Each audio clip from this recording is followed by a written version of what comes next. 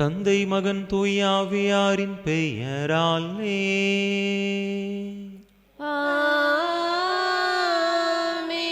நம் ஆண்டவராகிய இயேசு கிறிஸ்துவின் அருளும் கடவுளின் அன்பும் தூய ஆவியாரின் நட்புறவும் உங்கள் அனைவரோடும் இருப்பதாக.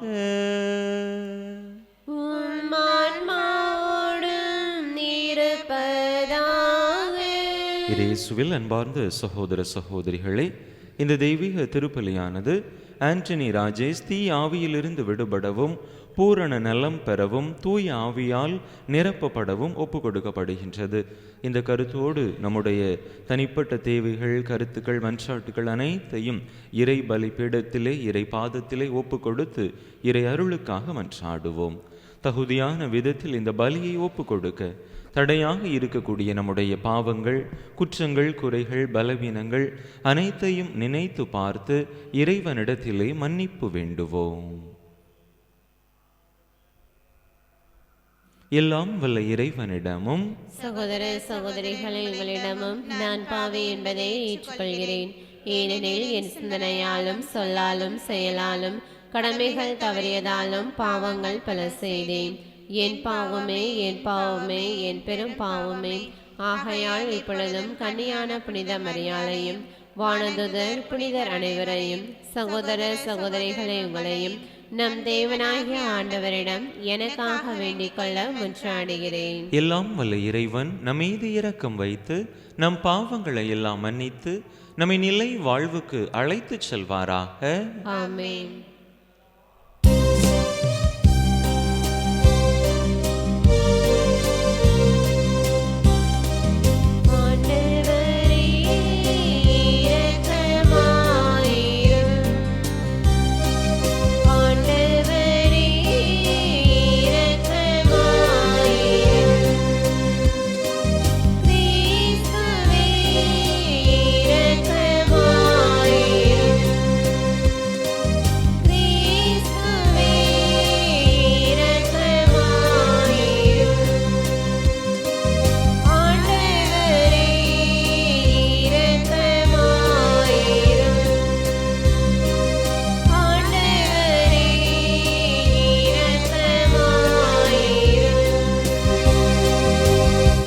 மன்றாடுவோமாக. என்றென்றுமுள்ள எல்லாம் வல்ல இறைவா, விண்ணிலும் மண்ணிலும் உள்ள அனைத்தையும் ஆண்டு நடத்துகின்றவர் நீரே. உம் மக்களின் வேண்டல்களை இரக்கத்துடன் கேட்டு எங்கள் வாழ்நாட்களில் உமது அமைதியை அளித்தருள்வீராக. உம்மோடு தூயாவியாரின் ஒன்றிப்பில் ஒரே இறைவனாய் என்றென்றும் வாழ்ந்து ஆட்சி செய்கின்ற எங்கள் ஆண்டவரும் உம் திருமகனுமாகிய இயேசு கிறிஸ்து வழியாக உம்மை மன்றாடுகின்றோம்.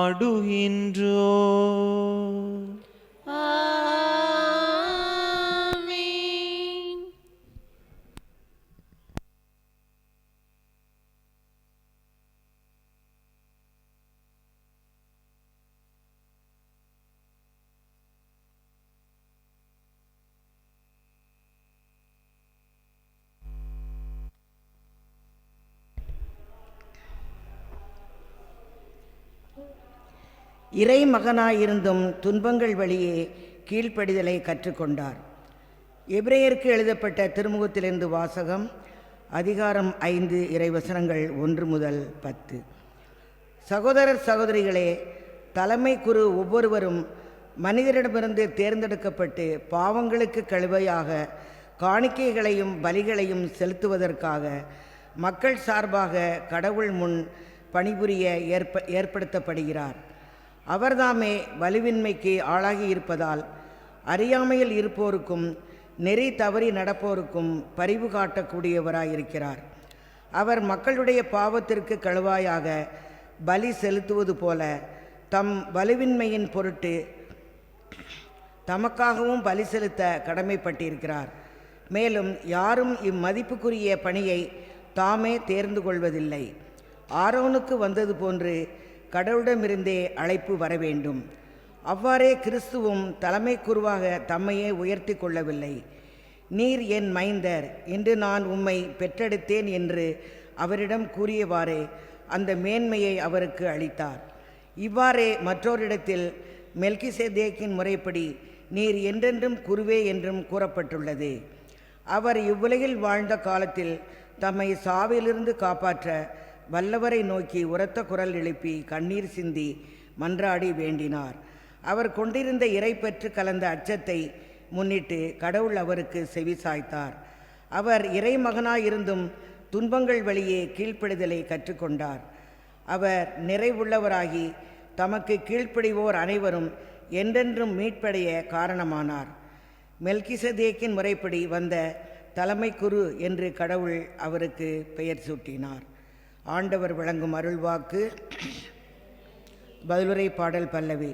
மெல்கிசதேக்கின் முறைப்படி நீர் என்றென்றும் குருவே.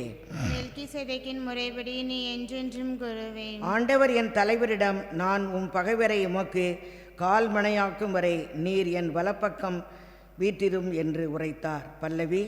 மெல்கிசேதேக்கின் முறைப்படி நீ என்றென்றும் குரு. வலிமை மிகுது உமது செங்கோலை ஆண்டவர் சியோனிலிருந்து ஓங்கச் செய்வார். உம் எதிரிகளிடையே ஆட்சி செலுத்தும். பல்லவி. மெல்கிசேதேக்கின் முறைப்படி நீர் என்றென்றும் குருவே. நீர் உமது படைக்கு தலைமை தாங்கும் நாளில் தூய கோலத்துடன் உம் மக்கள் தம்மை உவந்தளிப்பர்.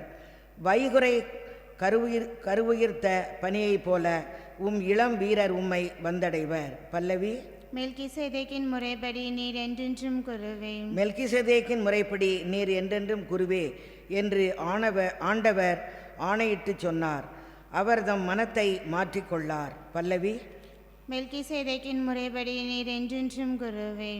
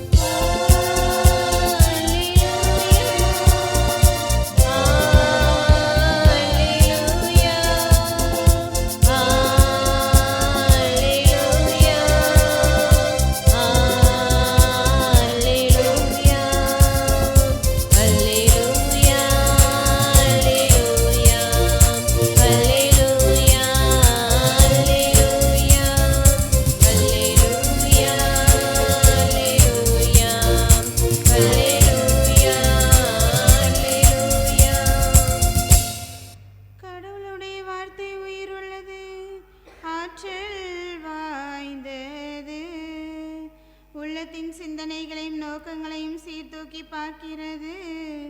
அல்லேலூயா.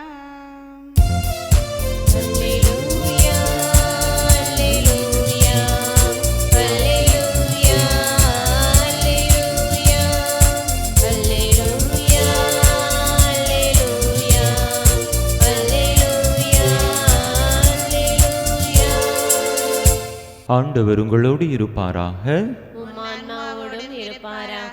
மார்க் எழுதிய தூய நற்செய்தியிலிருந்து வாசகம். அதிகாரம் 2, இறைவசனங்கள் 18 முதல் 22 முடிய. யோவானுடைய சீடரும் பரிசேயரும் நோன்பு இருந்து வந்தனர். சிலர் இயேசுவிடம், யோவானுடைய சீடர்களும் பரிசேயருடைய சீடர்களும் நோன்பு இருக்க உம்முடைய சீடர்கள் ஏன் நோன்பு இருப்பதில்லை என்று கேட்டனர். அதற்கு இயேசு அவர்களை நோக்கி, மணமகன் தங்களோடு இருக்கும் வரை மண விருந்தினர்கள் நோன்பு இருக்க முடியுமா? மணமகன் அவர்களோடு இருக்கும் காலமெல்லாம் அவர்கள் நோன்பு இருக்க முடியாது. ஆனால் மணமகன் அவர்களை விட்டு பிரிய வேண்டிய காலம் வரும். அப்போது அவர்களும் நோன்பு இருப்பார்கள். எவரும் பழைய ஆடையில் புதிய துணியை ஒட்டு போடுவதில்லை. அவ்வாறு ஒட்டு போட்டால் அந்த புதிய துணி பழையதிலிருந்து கிழியும், கிழிசலும் பெரிதாகும். அதுபோல பழைய தோற்பைகளில் எவரும் புதிய திராட்சை மதுவை ஊற்றி வைப்பதில்லை. ஊற்றி வைத்தால் மது தோற்பைகளை வெடிக்கச் செய்யும், மதுவும் தோற்பைகளும் பாழாகும். புதிய மது புதிய தோற்பைகளுக்கு ஏற்றது என்றார். ஆண்டவரின் அருள் வாக்கு.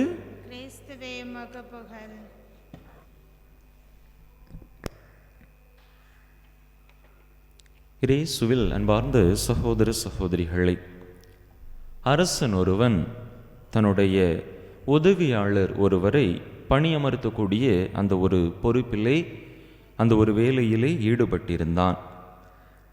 நல்ல பிரமாணிக்கம் மிக்க பணியாள் யார் என்று அவன் தேடிக்கொண்டிருந்தான். இறுதியாக 2 பேரை அவன் தேர்ந்தெடுத்தான். இந்த 2 பேரில் யார் என்னுடைய பணிக்கு சரியாக இருப்பார்கள், யார் எனக்கு பிரமாணிக்கமாக இருப்பார்கள் என்று தேர்ந்தெடுக்க அவர்களுக்கு ஒரு வேலையை கொடுத்தான். ஒரு கிணற்றிலிருந்து தண்ணீரை எடுத்து அதனை ஓட்டைகள் இருக்கக்கூடிய ஒரு கூடையிலே ஊற்ற வேண்டும். இதுதான் அரசன் அவர்களுக்கு கொடுத்த வேலை. அவர்களுக்கான ஊதியமும் பேசப்பட்டு விட்டன. 2 பணியாளர்களும் கிணற்றிலிருந்து நீர் இறைத்து அந்த கூடையிலே, ஓட்டைகள் நிறைந்திருக்கக்கூடிய கூடையிலே தண்ணீரை இறைத்து ஊற்றி கொண்டிருந்தார்கள். சிறிது நேரத்தில் 2-3 வாளி தண்ணீரை எடுத்த பிற்பாடு ஒரு பணியாள் மற்றொரு பணியாளிடத்தில் இவ்வாறாக சொன்னான், இந்த கிணற்றிலிருந்து தண்ணீரை எடுத்து இந்த ஓட்டை உள்ள கூடையிலே ஊற்றுவதால் என்ன பயன் இருக்கிறது? நாம் ஒரு பக்கத்தில் தண்ணீர் ஊற்ற அது மறுபக்கத்தின் வழியாக கீழே வழிந்தோடித்தானே போகின்றது.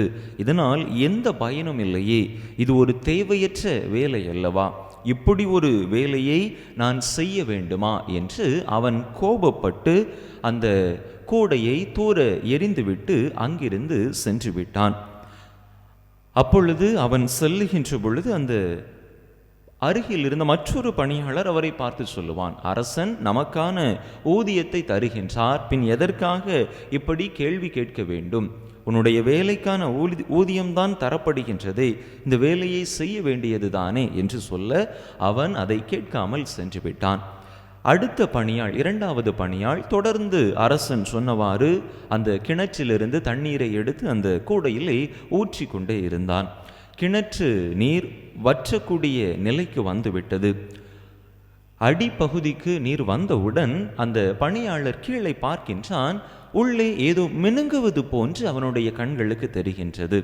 சற்று ஆழமாக உன்னிப்பாக கவனிக்கின்ற பொழுதுதான் தெரிந்தது அது ஒரு டைமண்ட் மோதிரம் என்று. அரசன் இந்த மோதிரத்தை எடுப்பதற்காகத்தான் இந்த வேலையை எங்களுக்கு கொடுத்திருக்கிறார். ஒருவேளை தண்ணீர் இறைக்கும் போது அந்த மோதிரம் அந்த தண்ணீர் வாளியோடு வந்திருந்தது என்று சொன்னால் இந்த கூடையில் இருந்திருக்கும்.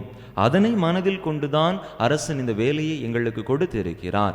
எங்களுக்கு ஏதோ ஒரு போக்கற்ற வேலையை அரசன் தரவில்லை, சரியான வேலையைத்தான் தந்திருக்கிறான் என்று இறுதி வரை அந்த பணியாள் தண்ணீரை இறைத்து இறைத்து இறுதியாக அந்த மோதிரத்தை எடுத்து அரசனிடத்திலே கொடுத்தான்.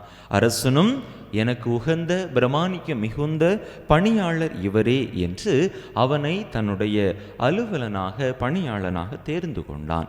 இயேசுவில் பிரியமான சகோதர சகோதரிகளே, கீழ்ப்படிதல் அனைத்திற்கும் முக்கியமான ஒரு பண்பாக இருக்கின்றது. இன்றைய முதல் வாசகம் இன்று தவறாக வாசிக்கப்பட்டது. சாமுவேல் புத்தகத்திலிருந்து வாசிக்கப்பட்டிருக்க வேண்டும். அங்கே சாமுவேல் சவுலோடு உரையாடக்கூடிய ஒரு நிகழ்வு. சவுலை ஆண்டவர் ஒரு பணிக்கு அமர்த்தி இருப்பார். அமலேக்கியரோடு போரிடக்கூடிய ஒரு பணிக்கு.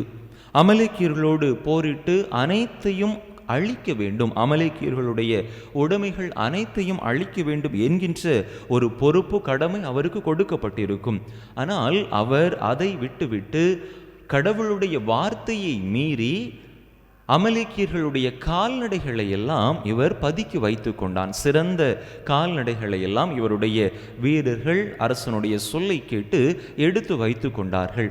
எதற்காக அப்படி செய்தாய் என்று காரணம் கேட்ட பொழுது, ஆண்டவருக்கு பலி செலுத்துவதற்காகத்தான் நான் அப்படி செய்தேன் என்று அங்கே அவர் சாமுவேல் இறைவாக்கினரோடு உரையாடுவார். அப்பொழுது சாமுவேல் இறைவாக்கினர் சவுல் அரசருக்கு சொல்லக்கூடிய வார்த்தை, ஆண்டவருக்கு பிரியமானது, ஆண்டவருக்கு பிடித்தது பலி செலுத்துவதை விட கீழ்ப்படிதலே என்று சொல்லுவார். நீ ஆண்டவருக்கு கீழ்ப்படியாமல் அவருடைய வார்த்தையை மீறி பகைவர்களுடைய எதிரிகளுடைய பொருட்களை கவர்ந்தெழுத்து விட்டாய், ஆண்டவருக்கு எதிராக செயல்பட்டு விட்டாய். எனவே ஆண்டவரும் உன்னை அரச பதவியிலிருந்து தூக்கிவிட்டார் என்று சொல்லி அவனை அரச பதவியிலிருந்து தூக்கி விடுவதாக பார்க்கிறோம். கடவுளுடைய கட்டளையை மீறி கடவுளுக்கு கீழ்ப்படியாமல் செயல்பட்ட சவுல் அரசருக்கு கிடைத்த வெகுமதி அவருடைய அரச பதவி பறிப்பு. இன்றைய நற்செய்தியிலே பார்க்கிறோம், பரிசேயர்கள் மறைநூல் அறிஞர்கள் அங்கே இயேசுவிடத்திலே வந்து அவரிடத்திலே கேள்வி கேட்கின்றார்கள். உம்முடைய சீடர்கள் நோன்பு இருப்பதில்லையே என்கின்ற ஒரு கேள்வியை கேட்கின்றார்கள். இவர்களே இறைவனுடைய கட்டளையை சரியாக கடைபிடிப்பது கிடையாது. தங்களுக்கு பிடித்தவாறு கடைபிடித்துவிட்டு தாங்கள் இறைவனுக்கு கீழ்ப்படுகிறோம், இறைவனின் கட்டளைகளுக்கு முதன்மையாக கீழ்ப்படியக்கூடியவர்கள் நாங்கள்தான் என்று வெறுமனை சடங்காச்சார மனநிலையில் இருந்த இந்த பரிசேயர்கள் மறைநூல் அறிஞர்கள் கூட்டம் இயேசுவிடத்திலே கேள்வி கேட்கின்றது. அப்பொழுதுதான் இயேசு அவர்களுக்கு அருமையான ஒரு படிப்பினையை ஒரு உவமை வழியாக அவர் எடுத்துரைப்பதை பார்க்கிறோம். பழைய துணியோடு புதிய துணியை ஒட்டு போட்டீர்கள் என்று சொன்னால் அது தாங்காது, அது கிழிந்து போகும். அதே போல பழைய தோற்பையில் மதுப்பையில் புதிய மதுவை ஊற்றி வைத்தீர்கள் என்று சொன்னால் அதுவும் பாழாய் போகும் என்று சொல்லி, நீங்கள் உங்களுடைய மனம் போன போக்கிலே நடந்து கொண்டு இறைவனுடைய கட்டளைகளை அதிலே நீங்கள் திணித்தீர்கள் என்று சொன்னால் அது சரியான ஒரு அணுகுமுறையாக இருக்க முடியாது. எனவே நீங்களும் புதிய மனநிலை பெற்றவர்களாக இறைவனுடைய கட்டளைகளை உள்வாங்கக்கூடிய அளவிற்கு நல்ல ஒரு மனநிலை மாற்றம் பெற்றவர்களாக இருக்க வேண்டும். அப்படியானால் தான் உங்களுடைய வாழ்வு நல்ல வாழ்வாக, அர்த்தம் மிகுந்த வாழ்வாக, வெளிவேடத்தனம் இல்லாத ஒரு வாழ்வாக இருக்கும் என்கின்ற அருமையானது ஒரு படிப்பினையை கற்றுத்தருகின்றார். அன்பு மக்களை, நம்முடைய வாழ்க்கை என்ற நாளிலே நாம் சிந்தித்து பார்ப்போம். நாம் ஆண்டவருடைய வார்த்தைகளுக்கு செவி கொடுத்து அதற்கேற்ப நம்முடைய வாழ்வை நடத்துகின்றோமா அல்லது மனம் போன போக்கிலே வாழ்ந்து கொண்டிருக்கிறோமா? சிந்தித்து பார்த்து நாம் ஆண்டவருடைய கட்டளைகளுக்கு கீழ்ப்படிந்து நடப்பதுதான் ஆண்டவருக்கு பிரியமானது. அவருடைய திருவுளத்தின்படி நடப்பதுதான் ஆண்டவருக்கு மகிழ்ச்சி தருவது என்பதை உணர்ந்தவர்களாக ஆண்டவரை, ஆண்டவருடைய கட்டளைகளை நம்முடைய உள்ளத்திலே உளமாற ஏற்று அவருடைய திருவுளத்தை நம்முடைய வாழ்க்கையிலே செயல்படுத்தக்கூடிய நல் மனம் கொண்டு வாழ வரம் கேட்டு தொடர்ந்து இந்த பலியிலே இணைந்து மன்றாடுவோம். ஆமென்.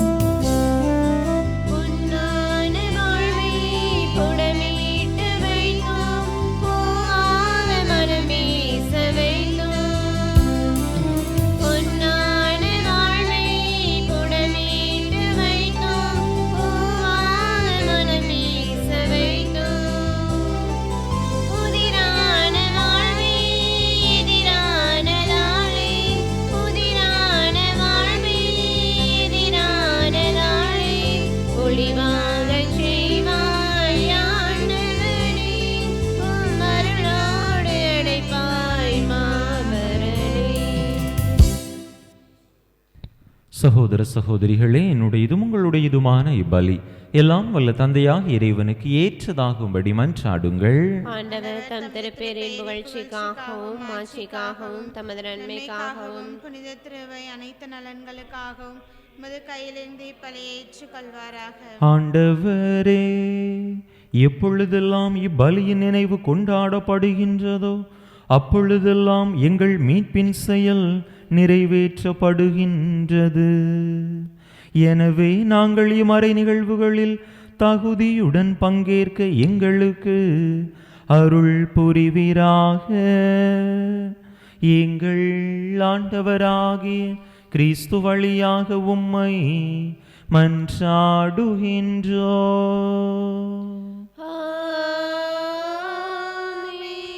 ஆண்டவர் உங்களோடு இருப்பாராக. உம் ஆன்மாவோடும் இருப்பாராக. இதயங்களை மேலே எழுப்புங்கள். ஆண்டவரிடம் எழுப்பியருளும். நம் இறைவனாகிய ஆண்டவருக்கு நன்றி கூறுவோம். அதுவே தகுதியும் நீதியுமானதே.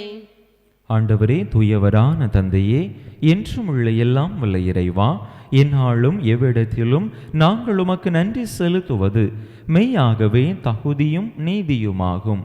எங்கள் கடமையும் மீட்புக்குரிய செயலுமாகும். நாங்கள் வாழ்வதும் இயங்குவதும் இருப்பதும் உம்மில்லைதான். இந்த உடலோடு வாழ்கையில் உமது பரிவிரக்கத்தின் பயன்களை மட்டுமே நாங்கள் நாள்தோறும் அனுபவிப்பதோடன்றி இப்பொழுதே நிலை வாழ்வின் பிணையையும் கொண்டுள்ளோம். ஏனெனில் உம் ஆவியாரின் முதற்கனிகளை பெற்றுள்ள நாங்கள் பாஸ்கா மறை நிகழ்வின் பயன் எங்களுக்கு என்றும் உண்டு என நம்புகின்றோம். அந்த ஆவியார் வழியாகவே நீர் இயேசுவை சாவினின்று உயிர்த்தெழச் செய்தீர். ஆகவே வானதூதர் புனிதர் அனைவரோடும் சேர்ந்து நாங்கள் உம்மை புகழ்ந்தேத்தி அக்களித்து கொண்டாடி ஆர்ப்பரிப்பதாவது: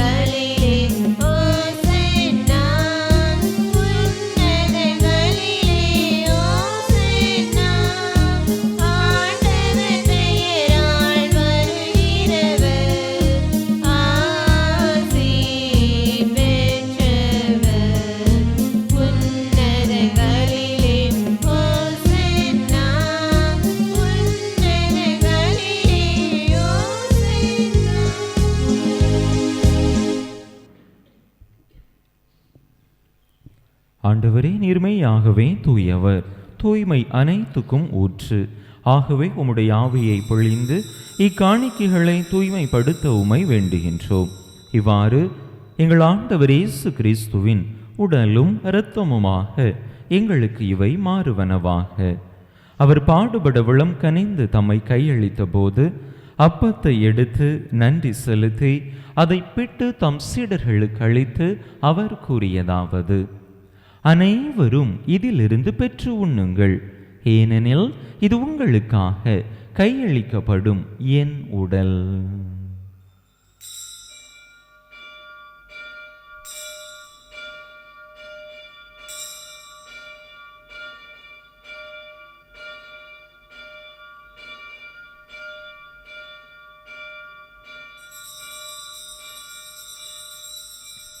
அவ்வண்ணமே இரவு விருந்தை அருந்திய பின் கிண்ணத்தையும் எடுத்து மீண்டும் உமக்கு நன்றி கூறி தம் சீடர்களுக்கு அளித்து அவர் கூறியதாவது: அனைவரும் இதிலிருந்து பெற்று பருகுங்கள், ஏனெனில் இது புதிய நிலையான உடன்படிக்கைக்குரிய என் இரத்தத்தின் கிண்ணம். இது பாவ மன்னிப்புக்கென்று உங்களுக்காகவும் பலருக்காகவும் சிந்தப்படும். இதை என் நினைவாக செய்யுங்கள்.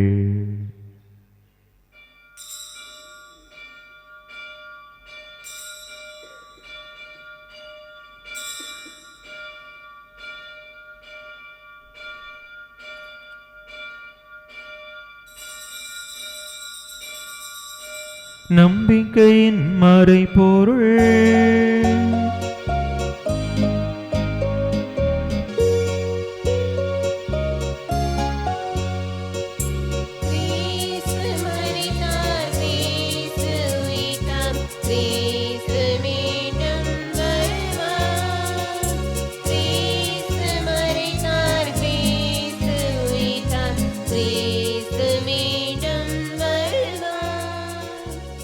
ஆகவே ஆண்டவரே, நாங்கள் கிறிஸ்துவின் இறப்பினையும் உயிர்ப்பினையும் நினைவு கூர்ந்து வாழ்வு தரும் அப்பத்தையும் மீட்பளிக்கும் கிண்ணத்தையும் உமக்கு ஒப்பு கொடுக்கின்றோம். உம் திருமுன்னின்று உமக்கு ஊழியம் புரிய தகுந்தவர்கள் என எங்களை ஏற்றுக்கொண்டீர். எனவே உமக்கு நன்றி செலுத்துகின்றோம். மேலும் கிறிஸ்துவின் உடலிலும் இரத்தத்திலும் பங்கு கொள்ளும் எங்களை தூய ஆவியார் ஒன்று சேர்க்க வேண்டுமென உமை தாழ்மையுடன் மன்றாடுகின்றோம். ஆண்டவரே, உலகெங்கும் பரவியிருக்கும் உமது திரு அவையை நினைவு கூர்ந்தருளும். எங்கள் திருத்தந்தை லியோ, எங்கள் ஆயர் ஸ்டீஃபன், எல்லா திருநிலையினர் ஆகிய அனைவரோடும் உமது திரு அவை அன்பில் நிறைவு பெறச் செய்தருளும். மேலும் உயிர்த்தெழும் எதிர்நோக்குடன் துயில் கொள்ளும் எங்கள் சகோதர சகோதரிகளையும் இறந்தோர் அனைவரையும் இரக்கத்துடன் நினைவு கூர்ந்து உமது திருமுக ஒளியினுள் ஏற்றருளும். எங்கள் அனைவர் மீதும் இரக்கமாயிரும். கடவுளின் கன்னித்தாயும் எங்கள் பாதுகாவலியுமான புனித ஜெபமாலை அன்னை, அவருடைய கணவரான புனித யோசேப்பு, புனித திருத்தூதர்கள், இவ்வுலகில் உமக்குகந்தவராயிருந்தோர் ஆகிய புனிதர் அனைவருடனும் நாங்கள் நிலை வாழ்வில் பங்கு கொள்ளும் தகுதி பெற்று உம் திருமகன் இயேசு கிறிஸ்து வழியாக உமை புகழ்ந்தேத்தும் வரமருள உமை மன்றாடுகின்றோம்.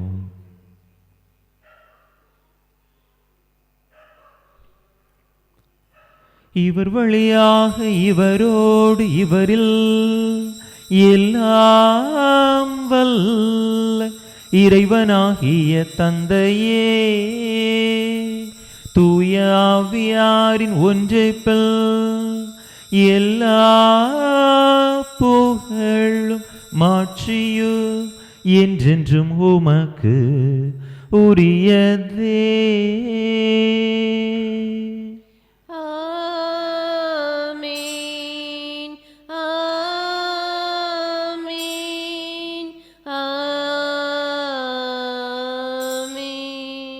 மீட்பரின் கட்டளையால் கற்பிக்கப்பட்டு இறை படிப்பினையால் பயிற்சி பெற்ற நாம் துணிந்து சொல்லுவோம். விண்ணுலகில் இருக்கின்ற எங்கள் தந்தையே, உமது பெயர் தூயது என போற்ற பெறுக. உமது ஆட்சி வருக. உமது திருவுளம் விண்ணுலகில் நிறைவேறுவது போல மண்ணுலகிலும் நிறைவேறுக. எங்கள் அன்றாட உணவை இன்று எங்களுக்கு தாரும். எங்களுக்கு எதிராக குற்றம் செய்வோரை நாங்கள் மன்னிப்பது போல எங்கள் குற்றங்களை மன்னியும். எங்களை சோதனைக்கு உட்படுத்தாதையும் தீமையிலிருந்து எங்களை விடுவித்தருளும். ஆண்டவரே, தீமை அனைத்தில் இருந்தும் எங்களை விடுவித்து எங்கள் வாழ்நாளில் அமைதியை கனிவுடன் அருள உமை மன்றாடுகின்றோம். உமது இரக்கத்தின் உதவியால் நாங்கள் பாவத்திலிருந்து எப்போதும் விடுதலை பெற்று யாதொரு கலக்கமுமின்றி நலமாய் இருப்போமாக. நாங்கள் எதிர்நோக்கி இருக்கும் பேரின்பத்துக்காகவும் எம் மீட்பராகிய இயேசு கிறிஸ்துவின் வருகைக்காகவும் காத்திருக்கின்றோம். ஏனெனில் ஆட்சியும் வல்லமையும் மாட்சியும் என்றென்றும் உமதே. ஆண்டவரே இயேசு கிறிஸ்துவே, அமைதியை உங்களுக்கு விட்டுச் செல்கின்றேன், என் அமைதியையே உங்களுக்கு அளிக்கின்றேன் என்றும் திருத்தூதர்களுக்கு மொழிந்தீரே. எங்கள் பாவங்களை பாராமல் உமது திரு அவையின் நம்பிக்கையை கண்ணோக்கி உமது திருவுளத்துக்கு ஏற்ப அதற்கு அமைதியையும் ஒற்றுமையையும் அளித்தருள்வீராக. என்றென்றும் வாழ்ந்து ஆட்சி செய்கின்றவர் நீரே. ஆமென். ஆண்டவருடைய அமைதி உங்கள் அனைவரோடும் என்றும் இருப்பதாக. உம் ஆன்மாவோடும் இருப்பதாக. ஒருவருக்கொருவர் கிறிஸ்து வழங்கும் அமைதியை பகிர்ந்து கொள்வோம்.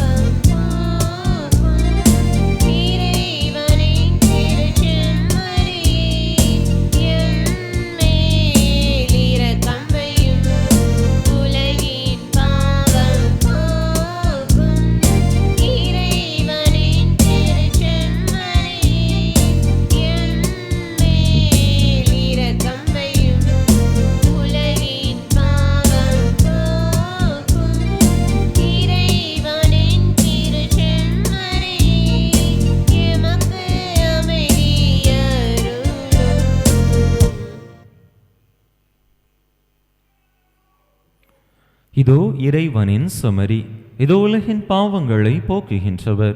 இந்த செம்மறியின் திருவிருந்துக்கு அழைக்க பெற்றுள்ள நாம் பேறு பெற்றோ. ஆண்டவரே, நீர் எம் இல்லத்தில் எழுந்தள்ளி வர நான் தகுதியேற்றவள். ஆனால் ஒரு வார்த்தை மட்டும் சொல்லியருளும், எனது ஆன்மா நலமடையும்.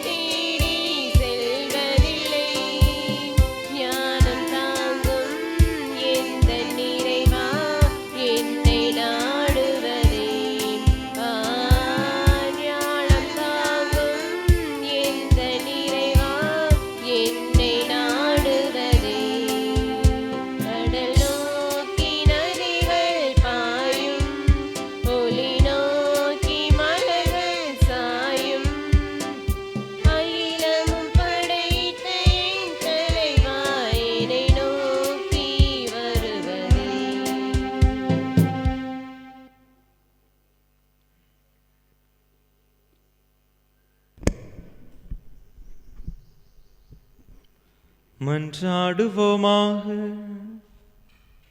ஆண்டவரே, உமது அன்பினாவியை எங்கள் மீது பொழிந்தருளும்.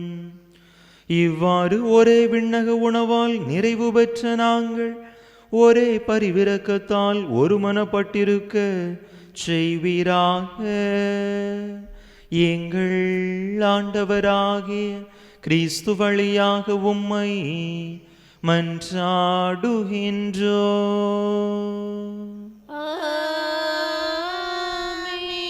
ஆண்டவர் உங்களோடு இருப்பாராக.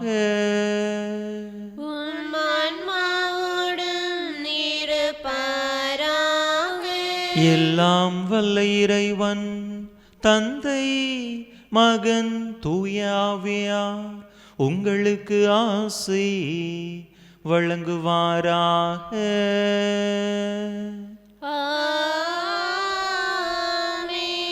இறையாசிரை நிறைவாக பெற்றவர்களாக சென்று வாருங்கள். திருப்பலி நிறைவேறிற்று.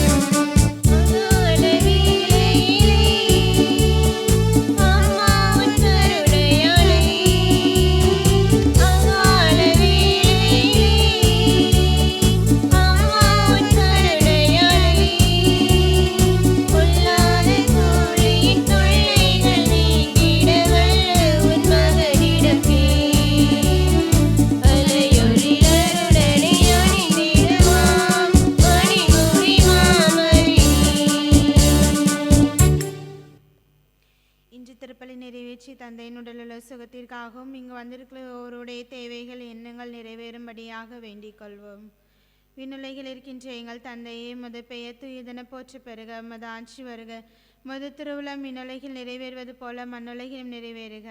எங்கள் அன்றாட உணவை இன்று எங்களுக்கு தாரும். எங்களுக்கு எதிராக குற்றம் செய்வோரை நாங்கள் மன்னிப்பது போல எங்கள் குற்றங்களை மன்னியும். எங்களை சோதனைக்குட்படுத்தாதையும் தீமையிலிருந்து எங்களை விடுவித்தருளும். அருளிருந்த மரியே வாழ்க, ஆண்டவர் உடனே பெண்களுக்கு ஆசி பெற்றவர் நீரே.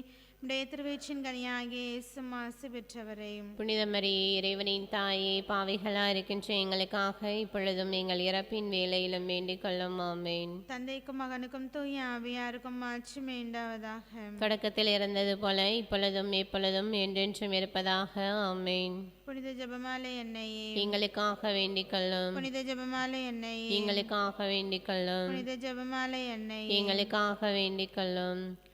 நிலையான புகழுக்குரிய தூய்மை நீரே, நற்கருணைக்கு எல்லா காலமும் ஆராதனையும் புகழும் போற்றியும் ஆட்சிமையும் உண்டாக கடவது. தந்தை மகன் தூய ஆவியின் பெயராலே. ஆமென்.